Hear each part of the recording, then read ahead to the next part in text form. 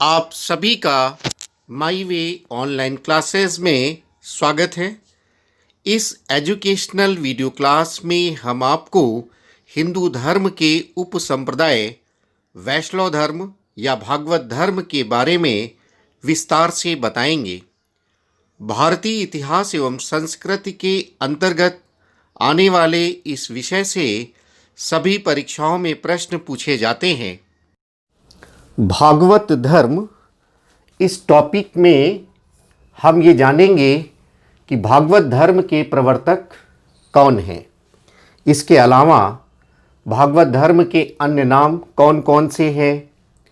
भागवत धर्म के प्रवर्तक भगवान कृष्ण जो विष्णु के अवतार माने जाते हैं, तो इनका पहली बार कब उल्लेख हुआ, ऐसे प्रश्न आपके एग्जाम में आते हैं।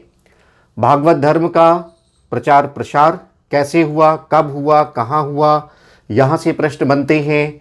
इसके अलावा वेरी इंपॉर्टेंट पॉइंट चतुर्व्यूह सिद्धांत, जिसे हम वीर पूजा या पंचवीर के नाम से जानते हैं। इसके अलावा अवतारवाद की चर्चा करेंगे और आलवार संतों के बारे में बात करेंगे। जहाँ तक भागवत धर्म के प्रवर्तक का प्रश्न है, तो भागवत धर्म के प्रवर्तक भगवान कृष्ण हैं।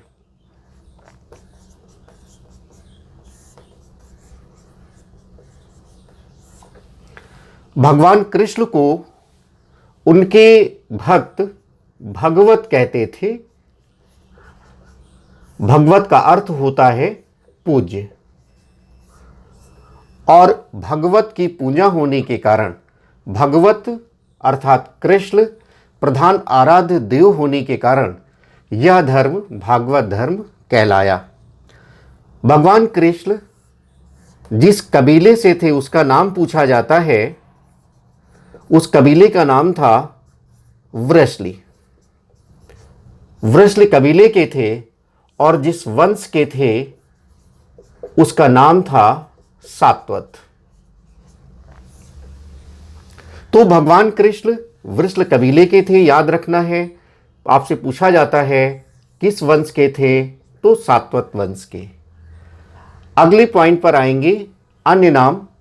भागवत धर्म के अन्य नाम भी हैं, आपके एग्जाम में पूछा जाता है। एक नाम तो आपका सात्वत धर्म ही है। चूंकि भगवान कृष्ण सात्वत वंश के थे, इसलिए भागवत धर्म को सात्वत धर्म भी कहते हैं। ये आपको ध्यान में रखना है। महाभारत काल में जब भगवान कृष्ण का तादात्म्य विष्णु के साथ हो गया, ये माना जाने लगा कि भगवान कृष्ण और कोई नहीं है, अपितु भगवान विष्णु के ही अवतार हैं। तो ये भागवत धर्म वैष्णव धर्म के नाम से जाना जाने लगा। अर्थात मैं भागवत धर्म कहूँ, सात्वत धर्म कहूँ या वैष्णव धर्म कहूँ, तो एक ही बात है। ये बात आपको ध्यान में रखना है। आगे चल करके भागवत धर्म का एक और नाम पांचरात्र धर्म के रूप में प्रसिद्ध हुआ। पांचरात्र धर्म तब आया जब विष्णु का तादात्म्य नारायण से किया जाने लगा। नारायण जो है वो यज्ञ का प्रतीक है, यज्ञ का प्रतिरूप नारायण।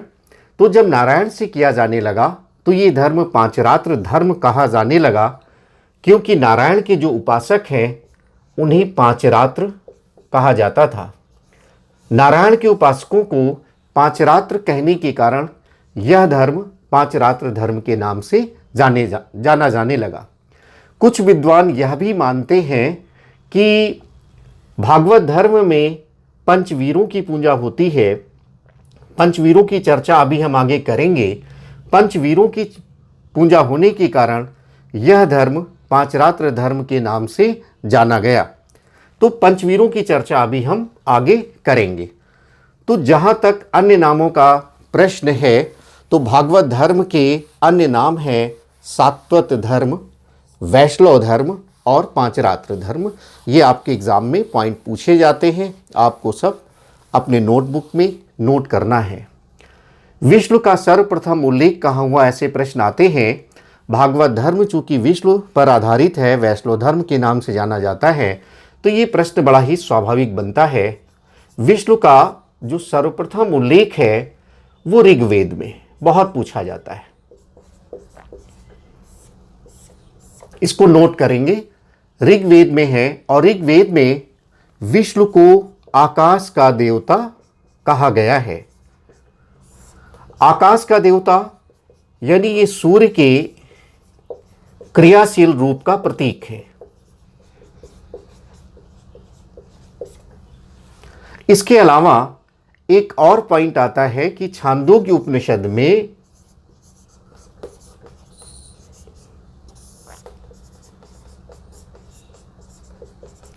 भगवान कृष्ण को देवकी का पुत्र कहा गया और घोर आंगिरस का शिष्य बताया गया। देवकी पुत्र के रूप में भगवान कृष्ण का उल्लेख है और घोर आंगिरस के शिष्य के रूप में उल्लेख है।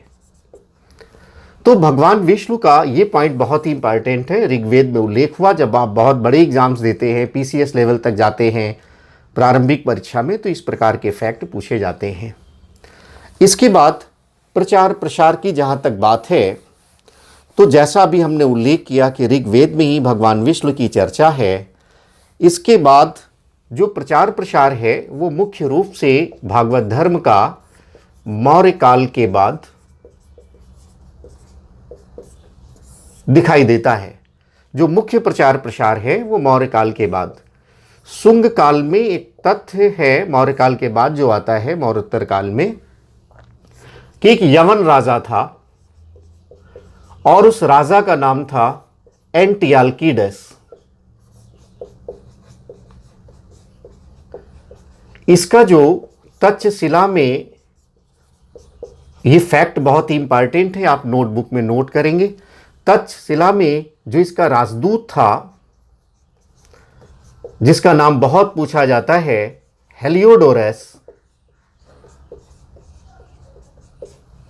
उसने एमपी में मध्य प्रदेश के बेसनगर में, जिसको विदिशा के नाम से जानते हैं, इस विदिशा में गरुड़ स्तंभ की स्थापना की थी। गरुड़ जो है वो एक पक्षी है जो भगवान विष्णु की सवारी माना जाता है, उनका वाहन माना जाता है। तो ये पॉइंट बहुत ही इंपॉर्टेंट है। और इसमें जो सर्वाधिक महत्वपूर्ण बात है वो ये है कि भागवत धर्म का प्रचार प्रसार या वैष्णव धर्म का प्रचार प्रसार सर्वाधिक गुप्त काल में हुआ। गुप्त काल में वैष्णव धर्म का चरम उत्कर्ष दिखाई देता है। अधिकांश जो गुप्त शासक हैं वो परम भागवत की उपाधि धारण करते हैं। और जो मुद्रा है, राज की जो मुहर है, उसमें गरुड़ का चिन्ह है।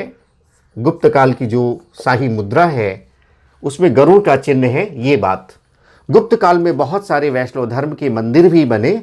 एक मंदिर बहुत छोटे एग्जाम्स में, जो वनडे एग्जाम्स हैं, प्रायः पूछ लिया जाता है, देवगढ़ का मंदिर जो यूपी में है, ललितपुर जिले में है। देवगढ़ का मंदिर, यहाँ भगवान विष्णु को शेष नाग के ऊपर, शेष सैया पर लेटा हुआ दिखाया गया है। तो ये भी बहुत पूछा जाता है। तो गुप्त काल का सर्वाधिक प्रचार प्रसार किस काल में हुआ? भागवत धर्म का प्रचार प्रसार किस काल में हुआ? तो आपका उत्तर होगा गुप्त काल। जहां तक इसके क्षेत्रीयता प्रचार प्रसार का प्रश्न है, तो अगर हम भारत में, ये आपका नॉर्थ होगा, ये साउथ होगा, ये ईस्ट होगा और ये वेस्ट होगा। भागवत धर्म या वैष्णव धर्म का जो प्रचार प्रसार हुआ वो सबसे पहले उत्तर भारत में हुआ। उत्तर भारत में जो मथुरा का क्षेत्र है, यहां पर सबसे पहले यह धर्म, इसका प्रचार प्रसार होता है। उत्तर के बाद ये पश्चिम आता है। इसको आप 2 पर नोट कर लें। पश्चिम में जो द्वारका का क्षेत्र है गुजरात में, वहाँ पर इसका प्रचार प्रसार होता है। और इसके बाद इसका दक्षिण में प्रचार प्रसार होता है। दक्षिण के संदर्भ में अभी हम लोग आलवार संतों के बारे में बात करेंगे 7वीं से 9वीं शताब्दी के मध्य, और इसके बाद ये पूर्वी भारत में इसका प्रचार प्रसार होता है। तो वैष्णव धर्म का प्रचार प्रसार सबसे पहले किस भाग में हुआ? तो उत्तर भारत में हुआ, उसके बाद पश्चिम भारत में हुआ, उसके बाद दक्षिण भारत में हुआ, और उसके बाद पूर्वी भारत में हुआ। एक तथ्य यह भी आता है, भक्ति आंदोलन के संदर्भ में पूछा जाता है कि दक्षिण में जब प्रचार प्रसार हुआ तो भक्त की भावना फिर उत्तर में आती है, और इसको लाने का श्रेय रामानंद को दिया जाता है। तो यह भी प्रश्न आपसे पूछा जाता है, आप इसको तैयार करेंगे। इसके बाद बहुत ही इंपॉर्टेंट है चतुर्व्यूह सिद्धांत।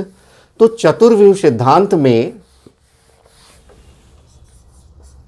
ये कहा जाता है कि इसके अंतर्गत भगवान कृष्ण के साथ साथ 4 अन्य देवताओं की, पहला संकर्षण, जिन्हें हम बलराम के नाम से जानते हैं, ये वसुदेव के रोहिणी से उत्पन्न पुत्र थे। दूसरे प्रद्युम्न जो कृष्ण के पुत्र थे, कृष्ण के रुक्मिणी से उत्पन्न पुत्र थे। तीसरे सांब जो कृष्ण के जामवंती से उत्पन्न पुत्र थे, और चौथा अनिरुद्ध जो प्रद्युम्न के पुत्र थे। ये प्रद्युम्न के पुत्र हैं।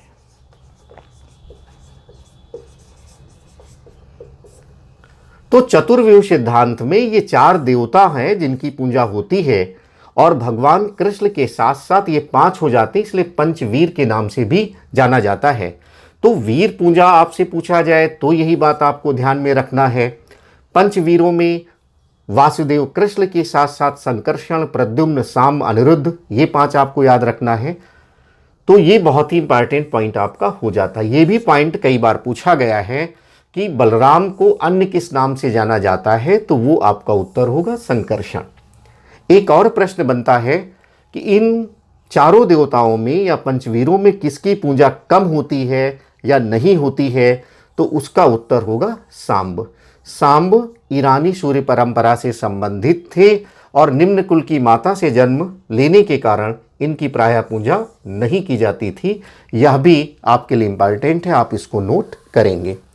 इसके बाद बहुत ही इम्पॉर्टेंट पॉइंट जिसको आप सभी नोट करेंगे, अवतारवाद के बारे में बात करेंगे। अवतारवाद का अर्थ ये है कि जब जब इस पृथ्वी पर अत्याचार, अनाचार, पाप बढ़ जाता है तो भगवान किसी न किसी रूप में अवतार लेते हैं और पृथ्वी पर इस बढ़े हुए अत्याचार, अन्याय, अनाचार, पाप का अंत करके धर्म की स्थापना करते हैं। अवतारवाद का जो आपके एग्जाम की दृष्टि से प्रश्न है कि सबसे पहला उल्लेख कहाँ हुआ है, तो आपका उत्तर होगा भगवद गीता। अवतारवाद का पहला उल्लेख भगवद गीता में हुआ है। इसके अलावा मत्स्य पुराण में 10 अवतारों की चर्चा है। ऐतिहासिक ग्रंथों के संदर्भ में हम देखें तो एक रचना का नाम है गीत गोविंद, बहुत पूछा जाता है एग्जाम में, जिसके रचयिता हैं जयदेव, नोट कर लेंगे। इन्होंने 10 अवतारों की चर्चा की है। एक और रचना है दशावतार चरित,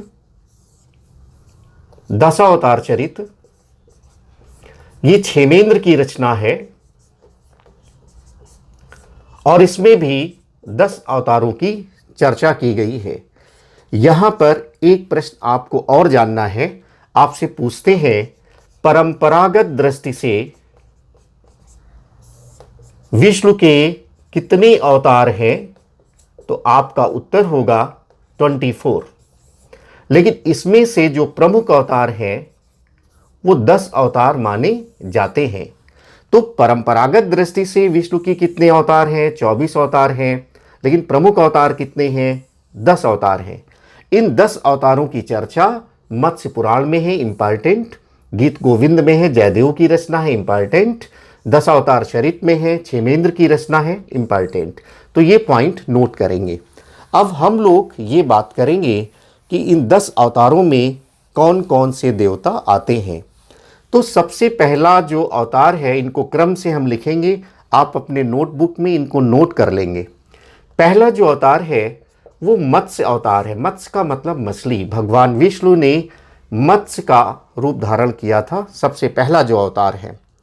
जब इस पृथ्वी पर जल प्रलय हुआ तो भगवान विष्णु ने मत्स्य का अवतार धारण करके मनु को, उनके परिवार को, वेदों को और 7 ऋषियों को बचाया था। और उसी के बाद सृष्टि की शुरुआत होती है। दूसरा जो अवतार है वो कूर्म अवतार है। पूछा जाता है, कूर्म का अर्थ होता है कच्छप यानी कछुआ। और इसमें समुद्र मंथन की कहानी आपको याद होगी। जब समुद्र मंथन होना था तो कछुआ यानी कूर्म के पीठ पर पूछा जाता है किस पर्वत को रखा गया था, तो उत्तर होगा मंदराचल पर्वत को रखा गया था। और नाग वासुकी को रस्सी बना करके, ये नाग वासुकी को रस्सी बनाया गया था, मंदराचल पर्वत को कच्छप के पीठ पर रखा गया था और इसमें समुद्र मंथन हुआ था जिसमें 14 रत्नों की प्राप्ति हुई थी।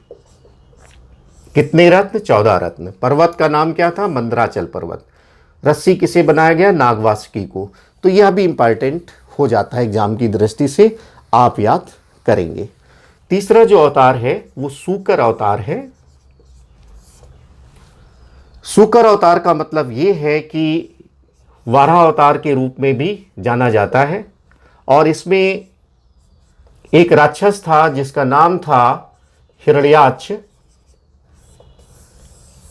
इसके अत्याचारों से बचाने के लिए वाराह रूप में भगवान विष्णु ने अपने दांतों से पृथ्वी को उठा करके उसके स्थान पर स्थापित किया था।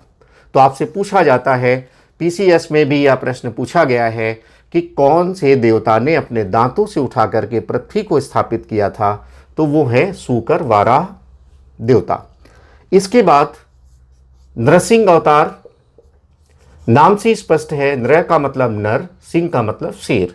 नृसिंह अवतार जिसमें आपको प्रहलाद की कहानी बचपन से सुनाई जाती है और किस राक्षस का वध किया था, तो हिरण्याकश्यप का वध किया था इस रूप में।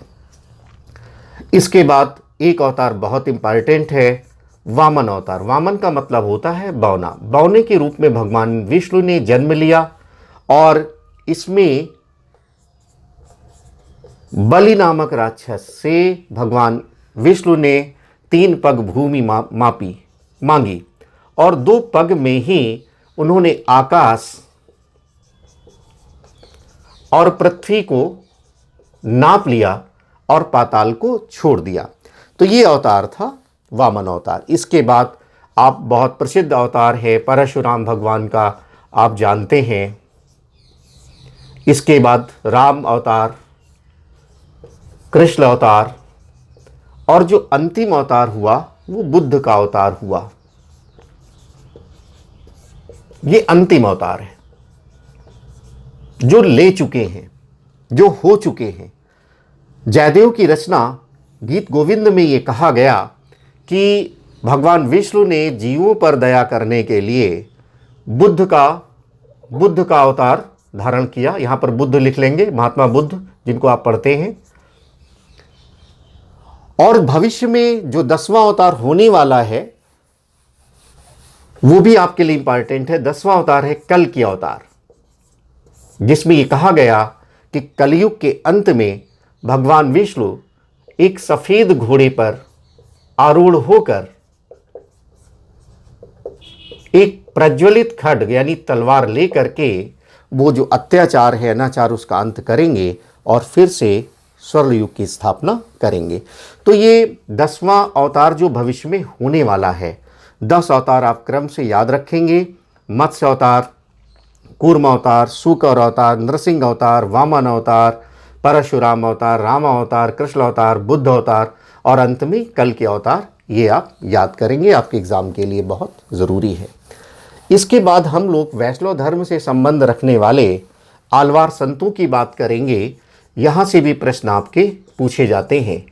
आलवार जो संत हैं इनका संबंध तमिल क्षेत्र से है, यानी तमिलनाडु।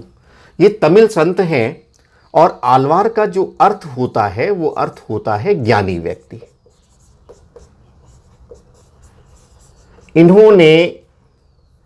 इन्होंने बड़े ही सरल तरीके से, बड़े ही सहज तरीके से अपनी भक्त की भावना का प्रचार प्रसार किया। कब किया?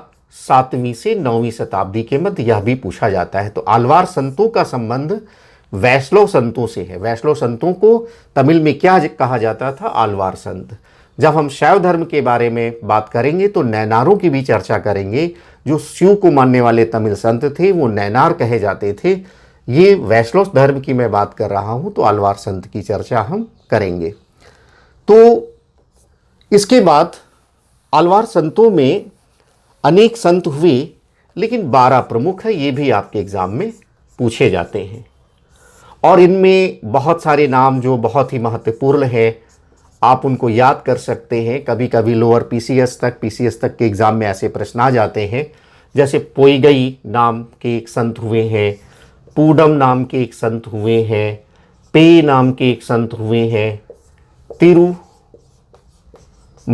नाम से एक संत हुए हैं, और एक बहुत ही इंपॉर्टेंट नाम है तिरुमंगई। तिरुमंगई कौन थे? आलवार संत थे। एक नाम और पेरी नाम बहुत पूछा जाता है एग्जाम में आलवार संतों में, और इन्हीं की पुत्री थी आंडाल। किसकी पुत्री थी? पेरी की पुत्री थी। तो इस प्रकार का तथ्य आपसे पूछा जाता है कि आलवार संतों में कौन एकमात्र महिला संत थी? तो उनका नाम था आंडाल। किसकी पुत्री थी? पेरी की पुत्री थी। इसके अलावा एक तथ्य और बनता है, वो है केरल क्षेत्र में जो एक त्रावणकोर राज्य था, यहां के राजा थे, उनका नाम था कुलशेखर। ये भी आलवार संत के समान थे, वैष्णव धर्म को मानने वाले थे। तो यह भी प्रश्न आपसे पूछा जाता है। तो भागवत धर्म के संदर्भ में ये महत्वपूर्ण तथ्य हैं जिनकी हमने चर्चा की है, और इनको आप नोटबुक में नोट करेंगे और याद करेंगे। अगली वीडियो क्लास जो हम आपको बनाएंगे उसमें हम शैव धर्म के बारे में, शाक्त धर्म के बारे में, सूर्य पूजा के बारे में बताएंगे, जो कि हिंदू धर्म के ही एक पार्ट हैं।